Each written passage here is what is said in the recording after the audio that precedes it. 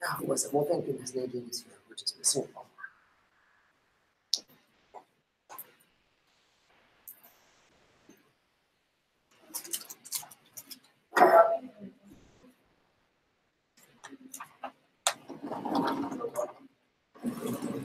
I feel like we already did this. Parts of it we very well might have talked about, but this one's it. Yeah. Was we consider an assignment and we have to turn in for credit? No. Okay. Just notes. But take one anyway.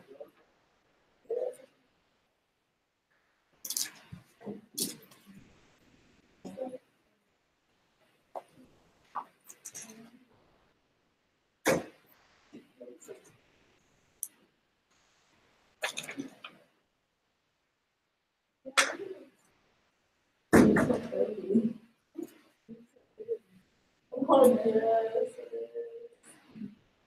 And then it's so damaged. It's a big thing. Oh, that's nice, right?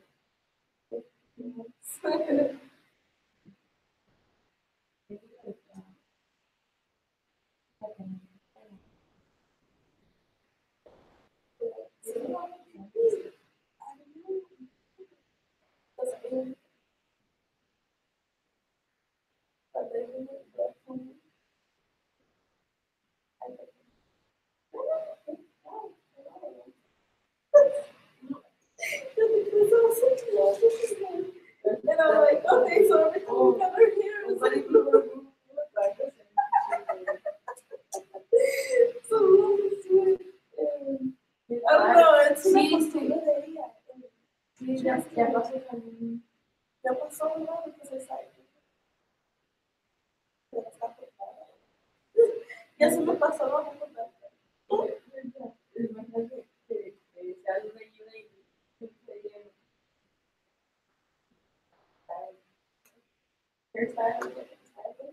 Y tú mira, well, that's the worst thing. That's where mom does it. Look at you. No. I wouldn't. Yeah, she was just like,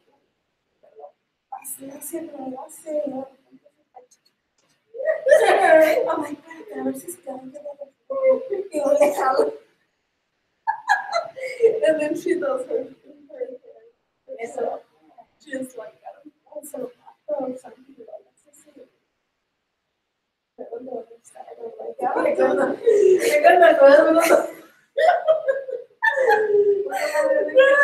that. Take a bit.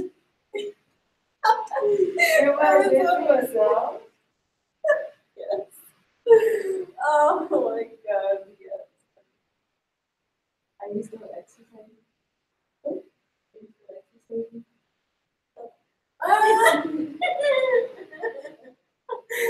Talk to me about it. No, I have to start again. I have to start again. Then, yes, then ¿estás usando la cámara?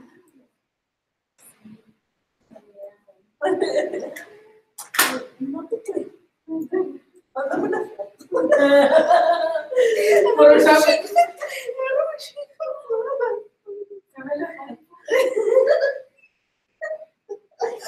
De tarro, en la cara.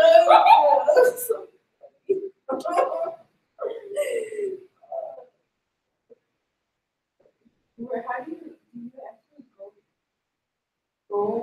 to buy your hair from someone or do you buy it? She does it. Wait, is she good with hair? Or she just likes to do it? I don't know. What do you know? No, the usually think you're saying you're funny that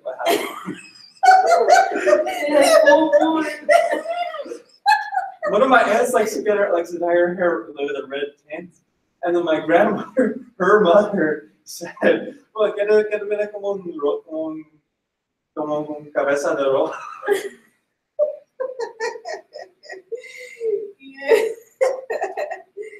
Okay. Yeah, my mom does. So we Like what your mom said, what I want to, what you said your mom, I want to be blonde. Yeah, and we went to the store and we choose the little cajita and we're like, this one. Yeah, you should wear blue contacts too. She was good tasting. Yeah. No, you don't know.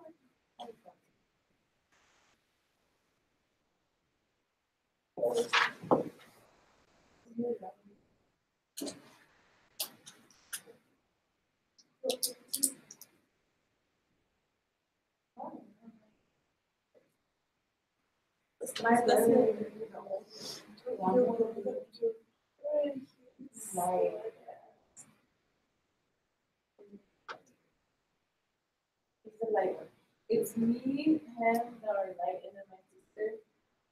My sister is bored. Oh my god, my sister is bored.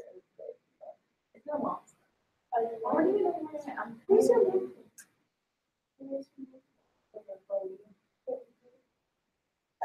Cali. Dude, I wonder where my mom's from. They hate it. What is called? It's called. And the people hate it. Yeah. And they always correct them like, wow, you're not. Yeah,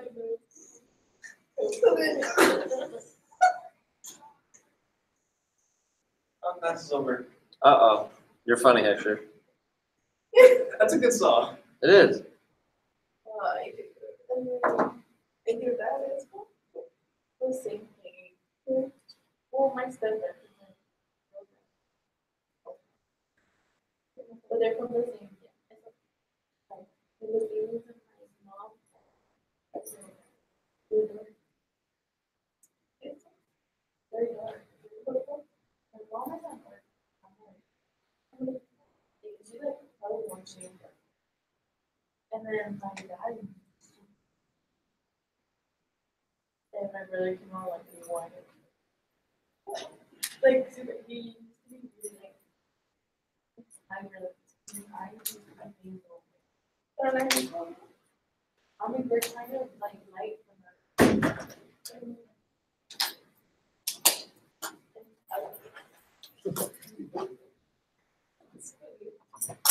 I catch myself. That's why I'm like, no, like how we got that. I don't remember that.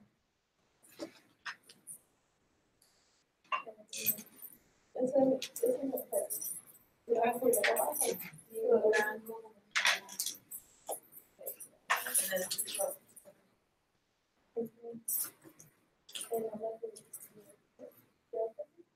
I don't know. I just remember.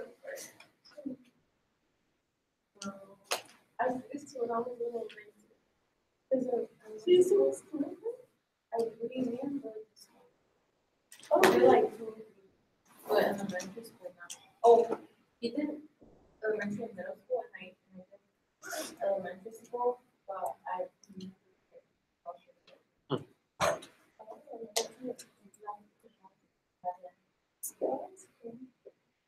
yeah, I was basically there when and then I did some and then what did you do like? No, I like the one with their kids.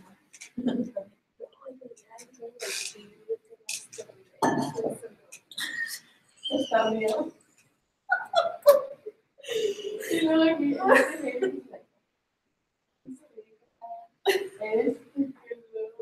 no, what is it one? Every what's that?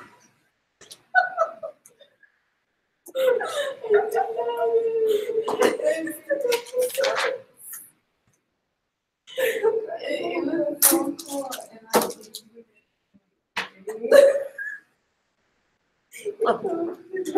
Let's do it, folks. All right. Now, this next thing that we're about to do, we'll probably close out class by talking about imaginary numbers. All right, imaginary numbers. And here's why. Because when we look at polynomials, I've had a bad experience with imaginary numbers. have you? Yes. Well, I hope that today Because we're they gonna don't change that. exist. I hope today I changed that for you. So let's just say, why would we want to study imaginary numbers? If you have an x to the fourth polynomial, so like f of x equals x to the fourth something, right? Then how many x-intercepts could you have? You could have 4, 1, 2, 3, 4.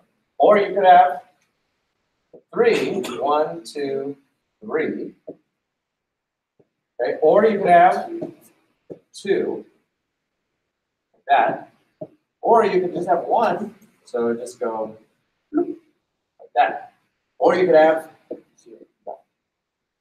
Right? Okay, so very scribbly again, Mr. G, second grader. So how many x-intercepts could you have? 4, 3, 2, 1, or nothing. Now, what does that say about every time we factor? Okay, every time we factor. So this x to the fourth thing, that x to the fourth polynomial, we know is going to factor into x minus times x minus times x minus times x minus. And we know that each and every one of those numbers is going to be an x-intercept. And so if my graph actually has 4 x-intercepts, then great. You know, those are going to be the 4 numbers that are going to show up right there. But what if I have this one where it only intersects twice? Then what are those numbers? Well, there's a couple possibilities. One is that you could just have each of those with a multiplicity of 2. Like maybe that's -1 and that's -3. And so it's going to show up as x plus 3, x plus 3, and x plus 1, and x plus 1. So that could be a possibility.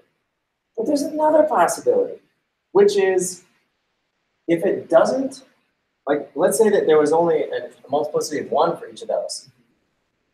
Then it only cuts through -3 and -1, so that's 3 and the 1. What are these things then? They can't be numbers, because if they were numbers, they would have x-intercepts there. Right? Like if I put a 5 there, there'd have to be another x-intercept. So what goes in there? Imaginary numbers. Yeah, imaginary numbers. So that's where we're heading. That's where we're heading, is this idea that sure enough, if you factor it, each one of those factors has to represent an x-intercept. But if it's not actually hitting the x-axis, that means whatever number is in there is actually imaginary, involving a square root of a negative. Okay, but that's a very long view. And maybe that's a big jump to just leap straight to that. What we want to do is just talk about what is an imaginary number. So let's start by just asking that question. What is an imaginary number? So first of all, we don't have to do all of this, but let's go right to here. What does it mean to find the solution to a quadratic equation? So ax squared plus bx plus c. When we find the solution, what are we finding? The x-intercepts. And how many x-intercepts could a quadratic have? 1, 1, or 2. So now this is very interesting. What we're saying here, and so write this down with me. So right here where it says, what does it mean to find the solution to a quadratic equation? Jot down, your function has to look like ax squared plus bx plus c.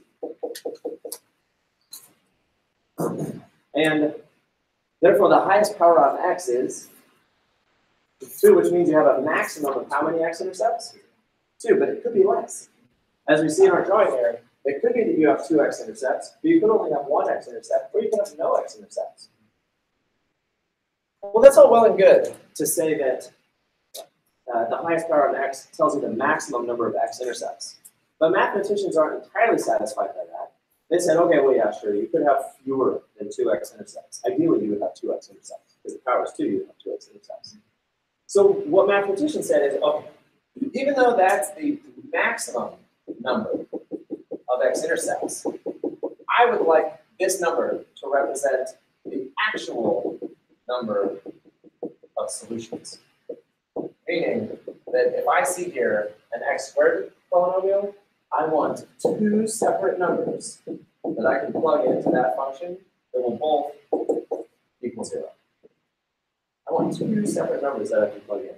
So we're kind of distinguishing here. The idea behind, on the one hand, we're talking about the number of x-intercepts, which could be 2 or less.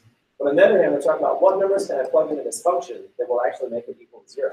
Because remember, x-intercepts are where the function is equal to 0. So what mathematicians did is they said, hey, I understand that the x-intercepts, there could be fewer than 2. But I want for sure to find 2 different values that I can plug into that function that will actually equal 0. So this is the philosophy behind it.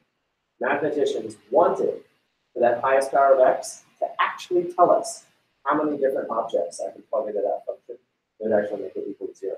Keeping in mind that x-intercepts are when the function is equal to 0. Okay, so that's part of the philosophy behind it. Just to finish this last question, what is the quadratic formula of negative b plus or minus square root of b squared minus 4ac over 2a?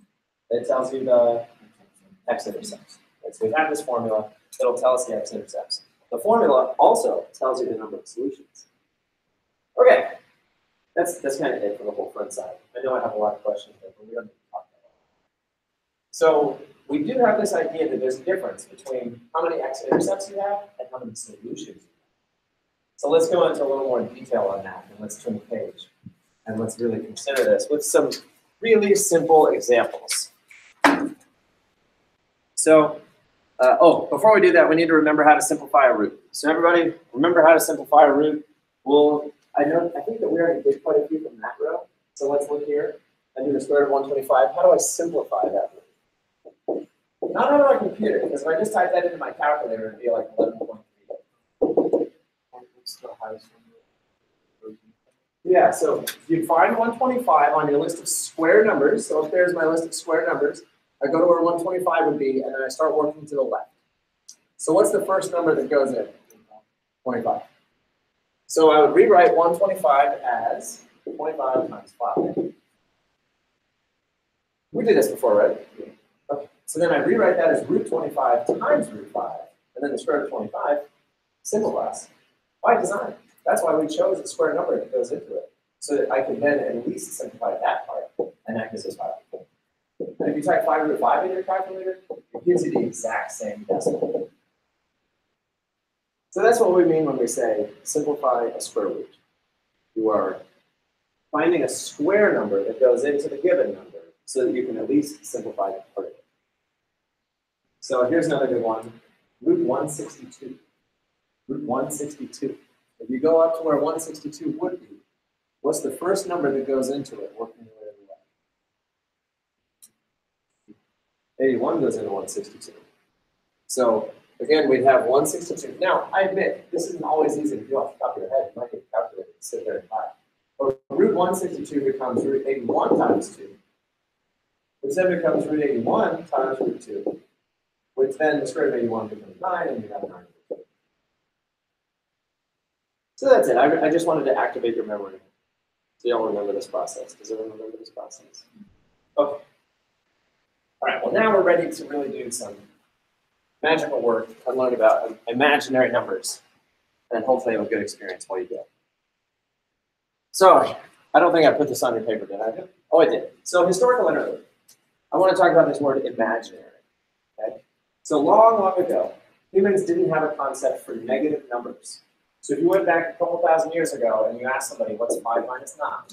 What would they have said?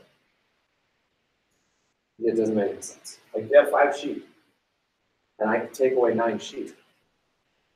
What does that even mean? I mean, the field only has 5 sheep in it. I can't go over there and take away 9 of them. You know? So they would have said, it makes no sense. That's imaginary. You can't do that. You can't take 9 sheep away from 5. And I'm sure that we all agree. Can you take 9 sheep away from 5 sheep? It's just impossible. Yeah, sacrilegious, yeah. So it's imaginary.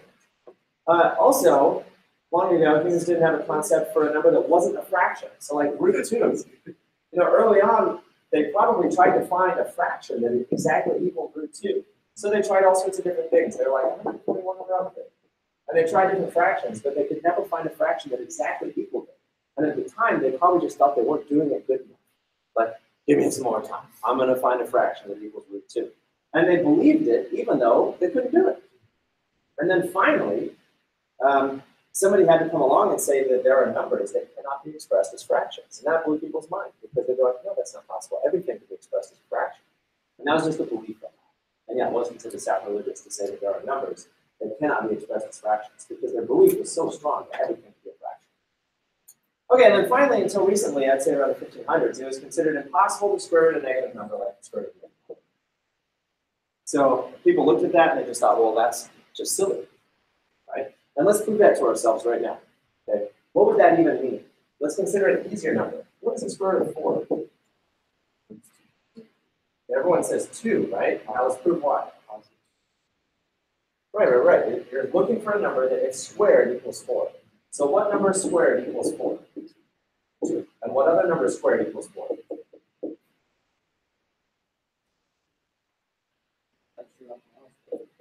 Negative 2. Right? So negative 2 times negative 2 is also 4. And therefore, the square root of 4 is plus or minus 2. And because they're actually two numbers. So now, what number squared equals negative 1?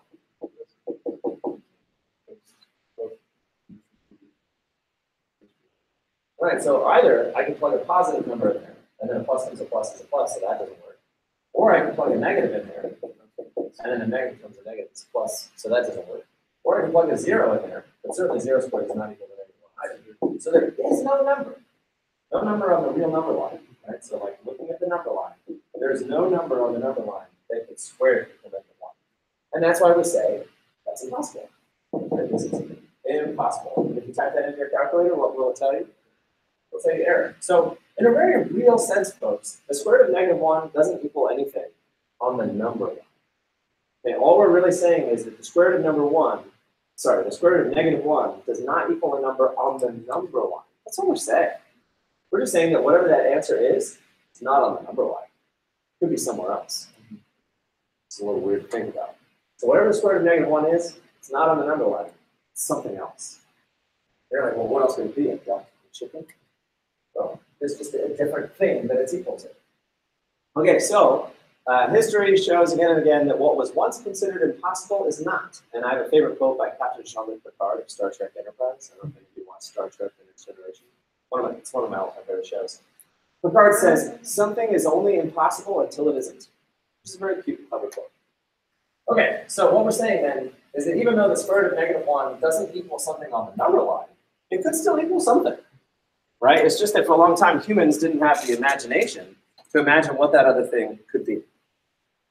Okay, so up at the top, I'm going back to this main philosophical idea. We want all equations to have solutions. So when I write down ax squared plus bx plus c, we all know that the number of x-intercepts could be 2 or 1 or none. But no matter what, I want there to be 2 solutions. I want there to be 2 separate mathematical objects that I could plug into this function, and it would actually make it equal 0. That's what I want. And that's what mathematicians want. They want all equations to have solutions. So first up there at the top, let's say, what is a solution? One definition for a solution is an x-intercept. When you solve an equation, that solution will be an x-intercept. The problem is the number of x-intercepts could be less than that. So that's not that helpful. That's not the best definition of what a solution is. Even though it's true, all x-intercepts will be solutions, there could be solutions that aren't x-intercepts. And so that's why definition 2 exists, which is the more important definition. Don't write this with me. A solution, so what is a solution? A number you plug in to f of x to make it true. That's actually what a solution is. It's a number you can plug into the equation, and it makes the equation true. That's the technical definition of a solution. It just so happens that most solutions are x-intercepts. So let's try this out. I have a very simple equation right there. X squared minus 1 equals 0. And let's find the number that if you plug it in, it makes the equation true. We're going to do that by doing algebra. Well, actually, even before that, let's just graph it. If I graph this thing, you get that. And the x-intercepts are at 1 and 2. So graphing is like the easy way to go. Because if I just take that, x squared minus 1, graph it, it immediately gives me the x-intercepts at 1 and negative 1. That's 2 x-intercepts. That's as many as I was looking for. Done. But let's watch the algebraic process to get some insight. If I now want to solve this by algebra, I'd say x is being squared subtracted by 1. So you add 1 to both sides, you get x squared equals 1. And then x is being squared, so you square root both sides. And that cancels out the roots. And you have x equals plus or minus. What is the square root of 1? 1. So sure enough, that's the plus and minus 1 that we looked at. But again, forget the graph. What does this mean? It means that my solutions are 1 and negative 1.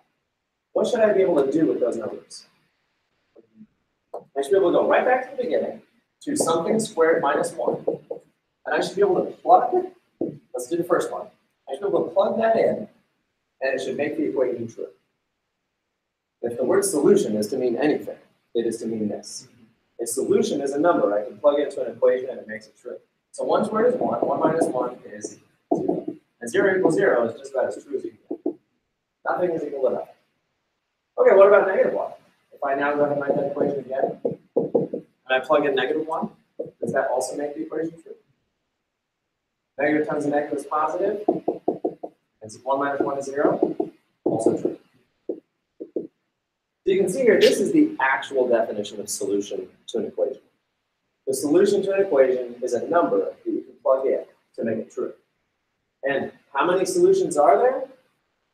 Always the highest power on x. So that's the definition mathematicians want. Whatever the highest power of x is, that better be how many solutions you can find. Whether the solution is on the number line or not, there better be that many solutions. So now that we just gained some insight from that problem, let's consider the next problem. X squared plus 1 equals 0. So this is an equation. The highest power of x is 2. And so mathematicians demand there had better be 2 solutions. This is a philosophical perspective. It's a philosophical perspective. Mathematicians, if we wanted a mathematical system in which the highest power of x has that many solutions. Now, if I graph this, it looks like that. Are there any x-intercepts? No. Okay, so this graph has no x-intercepts. Now, mathematicians can't demand that there be x-intercepts when there aren't. Right? I mean, that's the graph. There's no x-intercepts. No amount of stomping your foot is going to make it happen. However, we can say, well, I better be able to find 2 numbers that I can plug in to make it true. So let's do algebra again. Same process. Move the 1 over. So x squared is equal to negative 1. And then we square root both sides. And that gives us that x is equal to plus or minus the square root of negative 1. Now, what's the square root of negative 1? It's nothing. It's a calculator error. However, let's just go ahead and say that my 2 solutions are positive square root of negative 1 and negative square root of negative 1. Even though our calculator would say error, and even though we're looking at that thing and we don't know what that thing is, let's just go ahead and say, here are my 2 solutions. Right? My polynomial had the highest power of 2. Those are my 2 solutions. We're just going to make it so. I'm going to put that on. So now, what should I be able to do with these 2 things? Plug in. I better be able to plug them in, and they better make it true. So if I plug in the first one, which is a positive root negative 1, does it in fact make it true? What happens when you square a square root? Yeah, it just cancels that out, and now we have negative 1 plus 1, which is 0, which is 2. So that worked. So even though root negative 1 isn't a number on the number line, and your calculator would say error, it was a valid mathematical object that made my equation true. It was a valid object. Now what about negative root negative 1? So now I've got something squared minus 1. No, plus 1. And I'm going to plug in negative root negative 1. I'm going to plug in negative. Yeah, so this one, because there's a negative in there, we might want to be, we could be all casual and be like, a negative times a negative is positive, and then a square root squared cancels out, so it's still negative 1 plus 1. If you really wanted to see it a little more closely, you could say negative root negative 1 times negative root negative 1. In which case, sure, a negative times a negative is positive, and that still gives us root negative 1 squared, which is 2 of them. And then we still end up with the same result, which is negative 1 plus 1 equals 0, and 0 equals 0, which is true. And so negative root negative 1 is also a valid mathematical object. It's a valid mathematical object that doesn't equal anything. Actually, how do you feel about that? Makes me think I have a question about that. Well, because earlier you were saying that you had a bad experience with imaginary numbers, which probably most humans did, because they're a little confusing. But how do you feel about the fact that I'm just calling it a valid mathematical object? That it has the power to make equations true. Yeah, that's all. Exactly right. An imaginary number. So at this point then, so next on my list, does the square root of negative 1 have a true meaning? Oh, Okay, well, yeah, it's a valid mathematical object that has the power to make equations true. Now you can write all that. It's a valid mathematical object that has the power to make equations true. The answer I was thinking was no. The square root of negative 1 does not have any real meaning. It doesn't equal a number. It's an object, but it doesn't equal anything. It is just, it's an object, and that's it. So we already did the square root of negative, the square root of 4. Oh, we did. I know it is. It doesn't have a Well, both answers are correct. No, it doesn't have a numerical meaning, because if you type it in your calculator, it'll say error. And yet, it is a valid mathematical object that has the power to make equations true. So, we did that example before and that example before. So, mathematicians give the square root of negative 1 meaning by calling it imaginary, or you call it complex. So, the square root of negative 1 is either imaginary or complex. Both words relate to it. And so, we all agreed to define I is equal to the square root of negative 1. And mathematicians just move on from there. We just say, hey, this problem right here, the x-intercepts were actually I and negative I. Those were the two mathematical objects that made that equation true. And now everybody's happy because the highest power of x was a 2, and indeed we have two solutions. We don't have any x-intercepts, but we're all like, okay, whatever about the number of x-intercepts. But the number of solutions is still 2. And so now for sure, moving forward, because we allow for this object called I, any polynomial you write down, like if I write down f of x equals x cubed, something, something, something, something, I know for sure that there are 3 mathematical objects that I can plug into that function and it will actually make it true. Some of those mathematical objects could be real numbers from the number line, and some of them could have the I in it. But at the very least, I know there will be 3 of them. Okay, so if we all agree that I is equal to the square root of negative 1, let's also agree that what is I squared equal to? What happens if you square both sides? Get rid of the root, and so I squared is equal to? I squared is equal to negative 1. And these are kind of hand in hand, the two objects that mathematicians created in order to say that every polynomial has the number of solutions as the highest power of x. This one? Oh yeah, sure, sure. Like for instance, let me come over here. What would you put for however does the value square root of negative 1 have any true meaning? Well, my answer that I intended was no, because it doesn't equal a number on the number line. But the other answer we came up with was yes, the true meaning is it's an object that has the power to make equations true. Okay, so who asked for letting? Yeah, so I'm going to square both sides. Kind of like this. What if I had the square root of x equals 5? How do you solve for x? You square both sides, and then the square and the square root cancel, and you have x equals 25. Same thing here. I'm going to square both sides. That's just I squared. And over here, the square and the square root cancel out, and just left with negative 1. Yeah, good question. I'm so glad that you folks asked those questions, because I really want you to have that feeling of confidence about where all this stuff comes from. Okay, so these are our 2 big objects then. We just created I is equal to the square root of negative 1, and I squared is equal to negative 1. And why did we create those numbers? Exactly. So that whatever polynomial you have, whatever highest power you have, that will be the number of solutions. Some of the solutions will be real numbers, some of the solutions will be imaginary numbers, but doggone it, you're going to have that many of them. That's it. That's the philosophy behind imaginary numbers, why they exist. Because mathematicians wanted equations to have solutions, even if they didn't have x-intercepts, which is kind of weird. Right? Like, not every equation will have an x-intercept, but every equation will have a solution. All right. So taking all that, we now need to be able to actually compute things. So here are some things we need to be able to compute. Some square roots. So we'll do a bunch of these together. What's the square root of negative 4? Now again, the answer is error. If you type it in your calculator, that's an error message. However, what you can do, just like before when we simplified roots, you can chunk off the negative 1. Just as before, when we rewrote a number as a product, I'm going to rewrite this as a product, chunk off the negative, rewrite it as root 4 times root negative 1. And then I can actually solve the first part, which is what? And for the second part, I just write down I.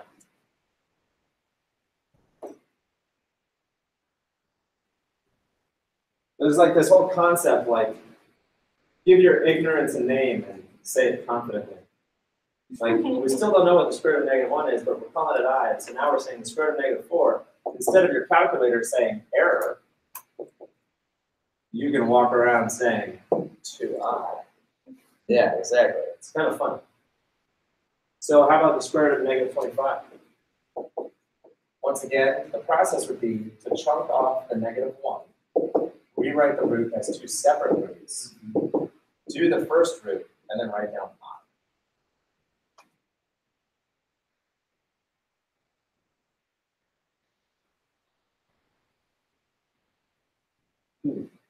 What if there's a quote out there somewhere like, give your ignorance a name and call it knowledge?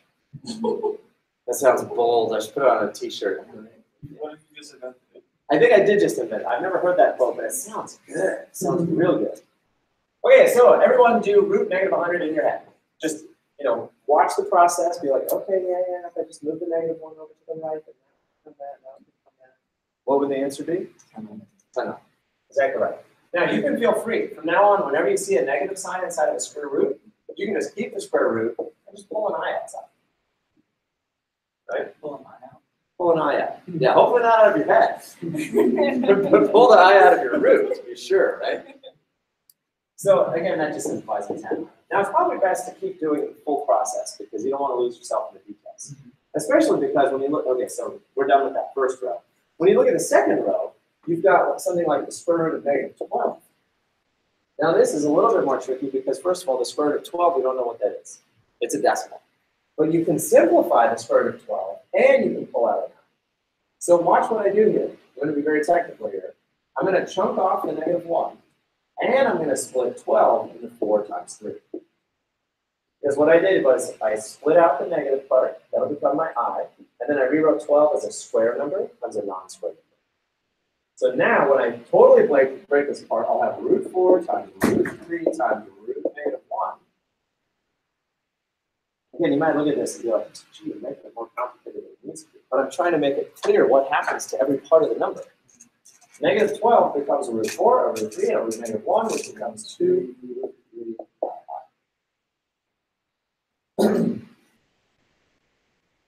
which is a nice, it's nice and clean. So let's try that with root negative 50.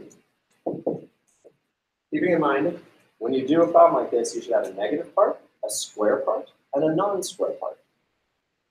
Breaking off the negative part is probably the easiest. Now, what square number goes in 50? That's 25. So we end up with 25 times 2 times negative 1. And you chunk that apart in root 25, root 2, root negative 1. Yeah, 5 root 2i. Now, so, yeah? Oh, nothing of the same. Oh. It's broken in the sentence.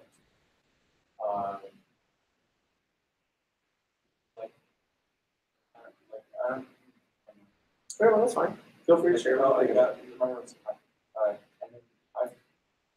Oh yeah, so thank you for mentioning that. Had I split it into 10 and 5, we would have nothing. We'd have root 10, root 5, and they would just stay there. So this is ideal because we do want to simplify part of it to a whole number if we can. That's the goal. Okay. It's got to be this one, not this one, because that doesn't actually simplify. This you'd call rewriting. This you'd call simplifying. Now, some textbooks, it's a little confusing about that I. Is that I underneath the root with the 2? No. So here's 2 options for you. You either put a little dip right there at the end of the square root, clearly denote that you're ending it after the 2. Or a lot of textbooks will go whole number I, then square root. Because that way you're removing any ambiguity about that I and whether or not the I is under the square root. Because the last thing you want to do is square root an I if you didn't mean to. Because what on earth does that mean? What's the square root of I? That's enough to hurt your brain.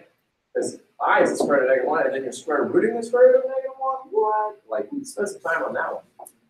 But we don't want to accidentally square root an I if that's not what we need to do. So that's supposed to be the one's positive, one equals 5i. Either of those. I'm okay with either of those. Okay, now, the good news is, okay, that's just how to simplify square roots that are negative, which previously we would have said were imaginary, but now we compute it with the letter I. Now, you can actually do all the other computations you'd ever expect to do with I, just like you do with variables. So you can combine like terms, you can FOIL, and I want you to see that it works exactly the same as if that I were an X.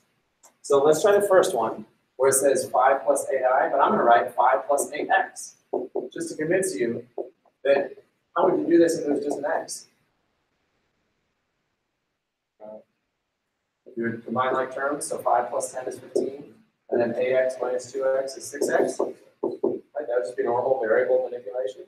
So if we now have i's instead of x's, it works the exact same way. So there's no new mathematics that you have to learn here.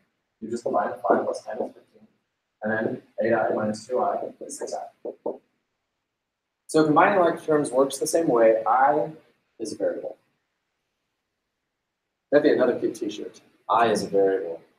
All right. However, FOIL, there is an extra little tidbit that we have to do when we do FOIL. So you're still going to do FOIL the normal way. Let's just try the first one. 3 plus 2i times 5 plus 4i. We'll do FOIL, first, outer, inner, last. So first, 3 times 5 is 15. Outer, 3 times 4i is 12i. Inner, 2i times 5 is 10i. And last, 2i times 4i is 8i squared. I what, Hector? I think I was about to say this, that thing that the robot says from the first. iRobot? Huh? Oh, what? No, sorry. What movie is that? It's not a movie. It's the first. I don't know. I was a little kid. Oh, okay. The first Power Rangers that came out. Oh, I don't remember. Okay, so what do we do? Combine like terms. So 15 plus 22i. But there's something that we have to do extra here. What do we need to remember that I squared is equal to? -1. So there is that one extra thing you have to do from now on. Whenever you see an I squared, you substitute with -1. Which is nice because we really only are ever going to have whole number terms and I terms. We're not going to end up with I cubed terms and I fourth terms and I fifth terms. It's always just going to boil down to a regular number or an I term. So what does that give us then? 15 plus 22i minus 8. So 15 minus 8 is 7 plus 22i. But I did the power. Because doesn't it like repeat itself? It does. And we're going to do that. Before class ends, we'll get to that. Yeah, and yes, if you want to start thinking about it now, what we're going to look at is I did the first I squared, I cubed, I did the fourth, I did the fifth, I did the sixth, I did the seventh, I did the eighth. And what we'll realize is that they all simplify down to either a real number or an I. And so you don't actually have to deal with all these powers of I. It always boils down to just a real number or a single I, which is nice. Okay, so that's that for computing with I. There's one more type of computation we need to be able to do. Well, no, actually, no. That covers everything. So let's do an example together.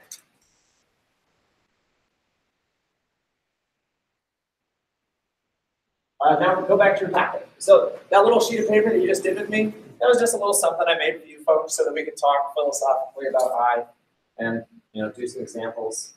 You don't have to turn that in. You can just take it home, put it under your pillow. But this one now, let's go back to our math fairy comes in. Exactly, the math fairy comes and takes your teeth, all of them. Why does the fairy for math take your teeth? Yeah, that'd be disturbing. All right, so looking at the notes here, I think we understand most of this. I squared is -1. We don't need to do all this stuff right now. Let's just try it out. So what they're saying is I'd like to compute z plus w, z squared, z bar, z times z bar, and z bar squared, where z is -5 plus I and w is 4 plus 2i. The first thing we need to know is that every number in the world can ultimately boil down to a number plus or minus an I number. And now normally we're just used to dealing with real numbers. So on a number line, we only ever deal with real numbers. But in the expanded scope of the mathematical universe, every number, which is typically written as z for not x equals, but z equals, which is another letter, and you have a real number plus an imaginary number, where you could have some number adjoined with it.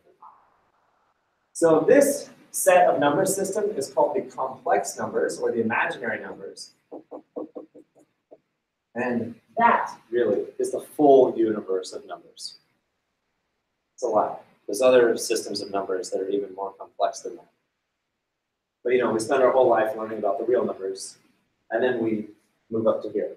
And then if you wanted to keep going, you could go up to even larger number systems that have more imaginary numbers other than I. Okay, but let's just start here. Every number you can imagine is going to be something like 2 minus 3i, or 5 plus 4i, or 6 minus 13i, or something like that. Okay, so that's basically every number that you could potentially be a solution to an equation. Okay? So everything that could be a solution to an equation is ultimately going to look like this, which most solutions are going to look like that, because 0i is just 0, which 7 plus 0 is 7. So every real number you've ever known is actually something plus 0i. So like if you're like, hey, I'm 25 years old, you're actually 25 plus 0i years old. But there's always a plus 0i at the end. We just don't normally think about it. Okay, so let's try the first one. Z plus W. Everybody, part A, Z plus W. Z is the number -5 plus I. W is the number 4 plus 2i. And so you just combine like terms. This is formatted strangely. We're doing number 1, and they want us to do these 5 parts. We're skipping part C. Oh, is there a number 2 in our packet? You can cross out number 2. Just cross out number 2 completely. No, number 2. Oh, you're number kidding. 1. Oh, man. Okay, we're doing number, nobody in my last class told me that. Yeah, so this is really number 2.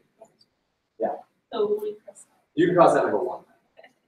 Okay, so then what do we do? Combine like terms. -5 plus 4 is -1, and then I plus 2i is 3i. So for the first solution, we just have -1 plus 3i. And what is that thing? It's a mathematical object that has the power to make an equation true. So about part B. Now I want z squared. So z squared is really z, which is -5 plus I squared.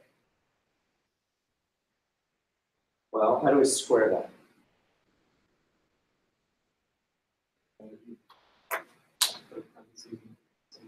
Right. You'd have to multiply by the same thing twice. Now that's very important because one common mistake is that people just square both of those, and that would be wrong. You have to FOIL. So let's FOIL the whole thing out. So first, -5 times -5 is positive 25. Outer, -5 times I is minus 5i. Inner, I times -5 is -5i. And last, I times I is I squared.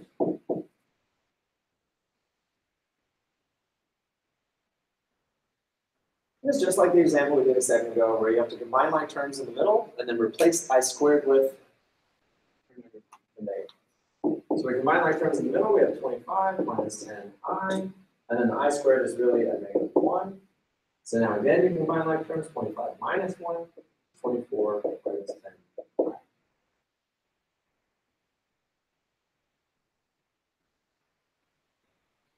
This is a nice example of the fact that if you enlarge your number set from the real numbers on the real number line to complex numbers, which is a number plus a number times I, no matter what you do, you could square it, cube it, raise it to the 10th power, raise it to the 50th power, it's always going to boil back down to just a number plus or minus a number times I. Okay. Skipping part C, cross that out as well.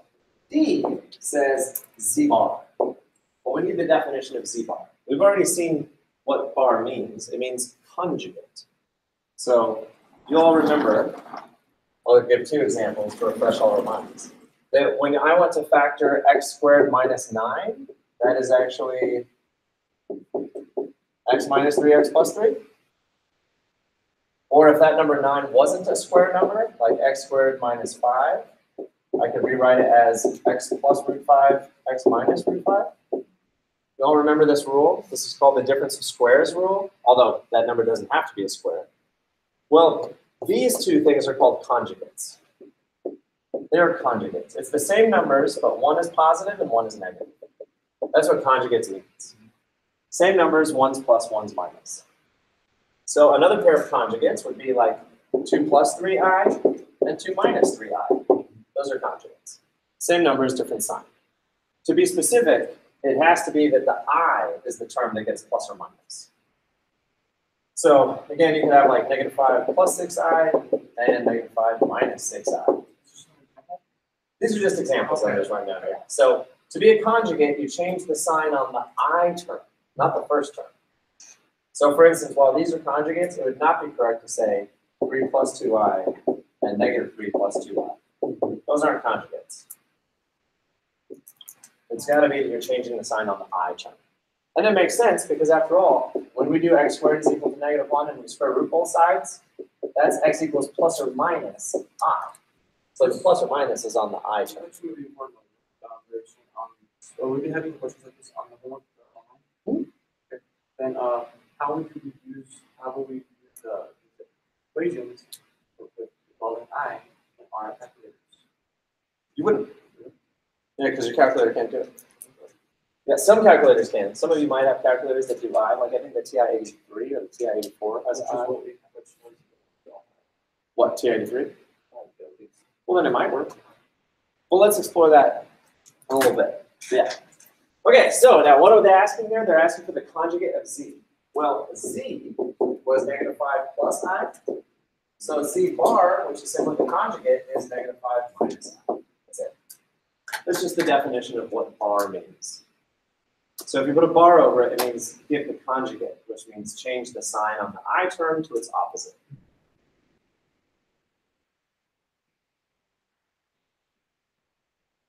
Okay, this last example, part E, is really fun. It talks about what happens if you multiply an imaginary number times its own conjugate. So we're going to multiply z, which is -5 plus I, times its own conjugate, which is -5 minus I.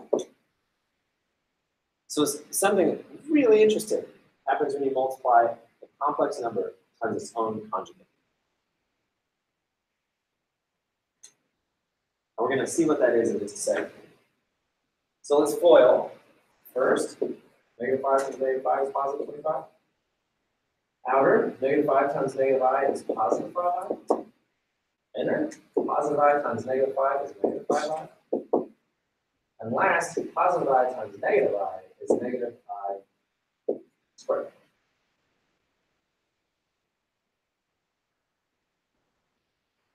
So what really wonderful thing happens when you multiply an imaginary number times its own conjugate? Exactly, the middle terms cancel out. And what is I squared equal to? -1. So it's really 25 minus -1. So which now is a double negative, so it's plus. So 25 plus 1 is 26. So anytime you multiply an imaginary number times its own conjugate, the answer becomes a regular real number, a non-imaginary number. Well, Lydia, that's a good point. Will it become positive? Maybe. I don't think it will always become positive. Like for instance, if I did 1 plus 5i and 1 minus 5i, those are conjugates. Oh wait, no. Gee golly, Valeria, that was an interesting conjecture you just made. I don't know if that's the answer. I wonder, will it always become positive? Valeria, it will always become positive. You are correct. Anytime you multiply a complex number times its conjugate, the answer will be positive, and more importantly, it will be non-imaginary. It'll just be a normal. What? You can make a shirt. You could make a shirt, exactly. Put that on the shirt. Okay, we'll skip part F. All right, folks, we've done some good computations here. We're going to explore just a couple more properties of I. Properties of I. So in number 4, 5, and 6, you can see we've already kind of done problems like that, but this is a little interesting. And we want to explore each of those. You can all go ahead and write down the answer to number 4. And so what is the square root of -49? 7i. Right, you chunk off the says root 49 times root negative 1, and that's 7 pi. This next one says the square root of negative 25 times the square root of negative 4. And before we do this calculation, I want you to notice that your calculator would be completely incapable of doing this, because what's the square root of negative 25 in your calculator? Error. And what's the square root of negative 4 in your calculator? Error. So your calculator would be trying to do error times error, right, which is just silly. However, you and I, we now know the square root of negative 25 is 5i, and the square root of negative 4 is 2i. And now what do we do? Yeah, so 5 times 2 is 10, and I times I squared, and that's negative 1, so that's really 10 times negative 1, which is simply negative 10. So we can do what your calculator cannot. Your calculator would say error times error is error. We would say, oh, that's negative 10. Yes, we are. Now, you know what's really messed up about that is if I were to make a factor table for the number 10, I would have 1 times 10, 2 times 5. Guess what else I'd have to throw on there? 2i times 5i. Because those are two numbers that multiply to make negative 10 anyway. So that's kind of wild right there. And there are other things that you can multiply together to make 10, other than 1 times 5, it would be 2i times 5i. All right, so that was error times error. Now let's look at this last one. This is trivial. Your calculator could do this. Because by PEMDAS, PEMDAS states that the first thing to do is everything inside a parenthesis, and a square root is like a parenthesis, and negative times a negative is positive, and the square root of 100 is simple, and it's just 10. So notice that they looked very similar, but this one is a product of errors, whereas this one, you are allowed to multiply those together first and then do it, and I think even your calculator can come up. Okay, we have one more thing to do in 5 minutes, which we can totally do. It says all those powers of I.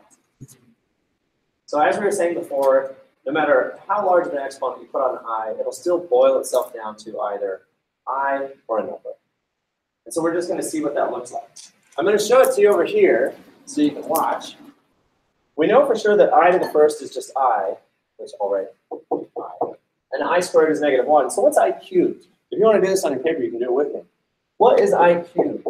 Well, we don't really know yet. But you could rewrite I cubed as I squared times I. Do you agree? Because that's just I times I times I. And this is still I times I times I. But now I can use what I know about I squared. What is I squared? And so negative 1 times I is just negative I. And so now I know that I cubed is negative I. And if you're following along on your little chart, you'll see that. That I cubed is equal to negative I. Okay, so then what's I to the fourth? How can we rewrite that cleverly? I squared times I squared. And I squared is just negative 1, and I squared is just negative 1, and negative 1 times negative 1 is 1. And so I to the fourth is just 1. So again, looking, any power of I is either going to be I or a real number, or I or a real number. So then what's, oh, sorry, go ahead. Yeah, with pluses or minuses, yeah. So then what's I to the fifth? How can we be clever about this one? You could do I squared times I squared times I times I, right? But there's an even faster way. What result do we already know that's very clean? I to the fourth. So we could say I to the fifth is really I to the fourth times I. And so I to the fourth is just 1. And so 1 times I is just I. And this is the beginning of the repeat. So it goes I, negative 1, negative I, 1. And then it starts over. I, negative 1, negative I, 1. And it's just going to keep repeating like that forever. So as you continue to raise I to higher and higher powers, you're just going to keep cycling through that same predictable list of results. Hector, is that what you remember? Yeah. So the shortcut method that we learned, Even if I was like, what, 32? Yeah. You'd still be able to find it. variable of 4. So you always know the variable of 4. Mm-hmm. So let's try it out together. Number 7, we'll do, I think we can do 3 of these real quick. If you have I to the 15th, and you're saying to yourself, well, what does that equal to? So the trick is, since it cycles through 4 at a time, You take the exponent 15, you divide it by 4, long division. Everybody know, long division. And 4 goes into 15 3 times. 3 times 4 is 12, and then subtract. Whatever your remainder is, that's the equivalent power of I. So I to the 15th is actually equal to I to the 3. And now all you need to do is just memorize the first 4. I to the 3 is -1. So that you'd actually have to memorize.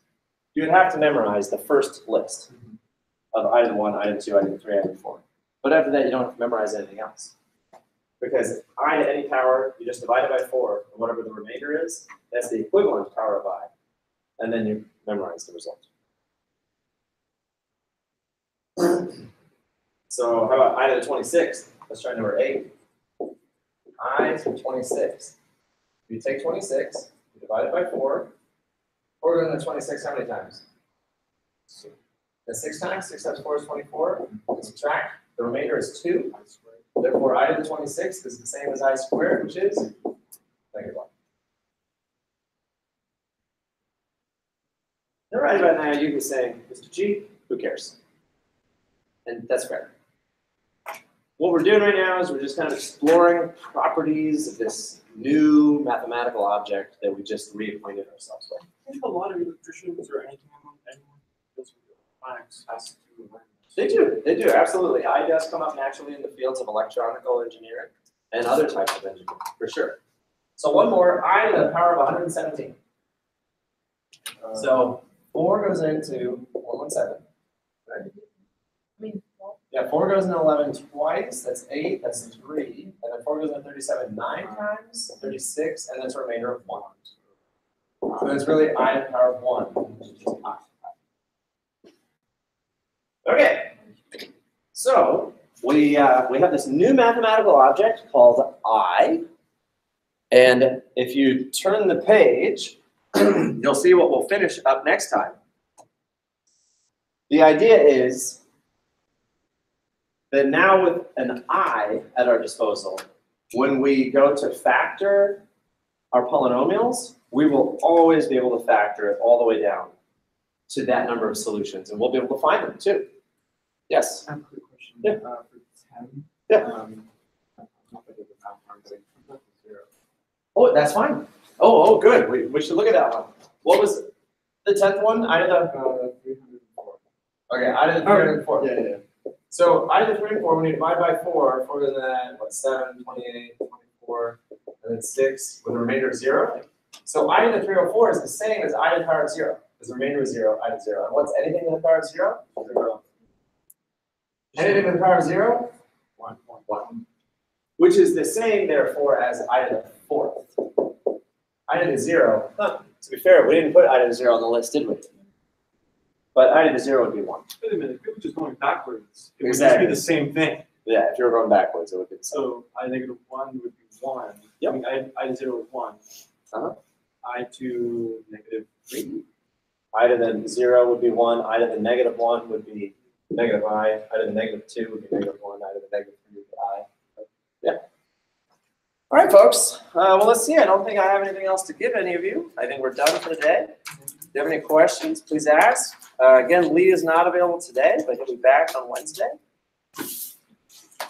Got any questions for me, please email me. I always enjoy getting emails from you. What's due today? What is due today is only, well, because we just finished 3-3 today. So The only thing that would have been due today was 3-1. 3-0. Yeah, 3-0, 3-1.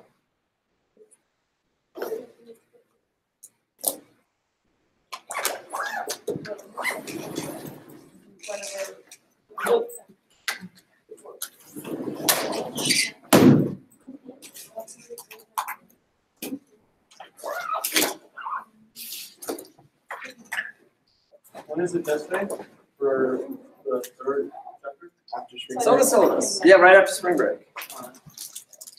And what's after spring break? April. We have classes in April. Yeah.